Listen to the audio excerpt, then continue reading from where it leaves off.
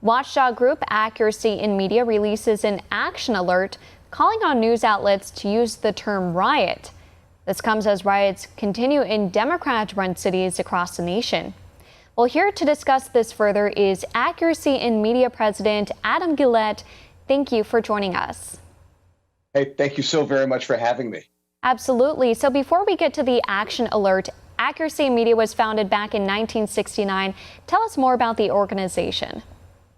Sure, we're one of the oldest organizations in the freedom movement. We use a combination of activism and investigative journalism to hold not only the media, but politicians accountable. We do the job that real journalists should do, but won't anymore. So you say that this action alert encourages ordinary Americans to hold their news outlets accountable, but how does this alert work in helping them call out news outlets?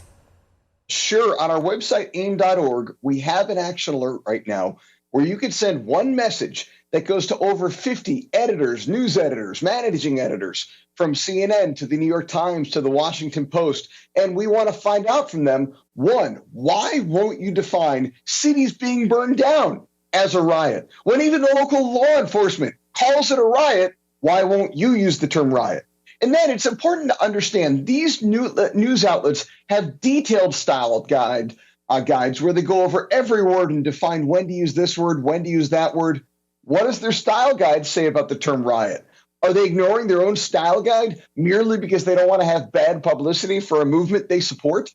So we want to demand from the media, tell us if this isn't a riot, what is?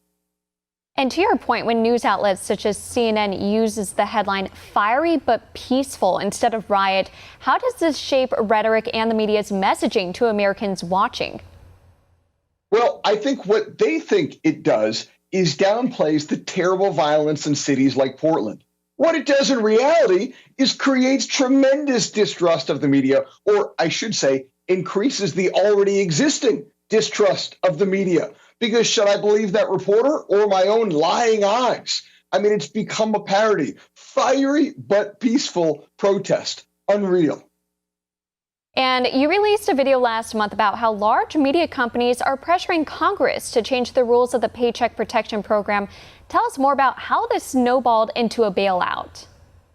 If for months now, we've been battling a mainstream media bailout. Large media companies and their high-powered lobbyists pressured Congress and got bipartisan majorities to sign off on a bailout for the media, which is outrageous. And shockingly, you're not hearing a whole lot of people to talk about it. Now, initially, we defeated them. We blocked the bailout. They backed up, pivoted, and their new plan is to get Congress to change the rules of the payroll protection program so that large media companies, not small businesses, large media companies like McClatchy, which owns dozens of left-wing daily newspapers around America, McClatchy, which filed for bankruptcy before any of us had ever heard of COVID. They're trying to change the payroll protection rules to get the media, large media companies, eligible so that they can take your tax dollars. We did a whitehouse.gov petition, got tens of thousands of signatures, and delivered them to Mitch McConnell's office in Louisville, Kentucky, because at this point, he's the only one who can stop it. If a stimulus gets to Trump's desk, he's going to sign it. He'll already have made whatever deal. Republicans have backed down because they're scared of the media. Mitch McConnell's the only one who can stop it. And also at our website, aim.org, you could send a message to Mitch McConnell and tell him you don't want your tax dollars going to failing media companies that hate your ideological beliefs, that hate freedom. You want your tax dollars going anywhere but that.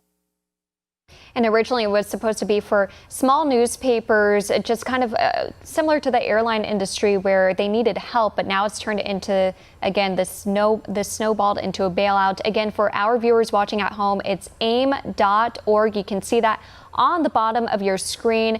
Adam Guillette, again, the president of Accuracy in Media. Thank you again for your time. Thank you so much for having me.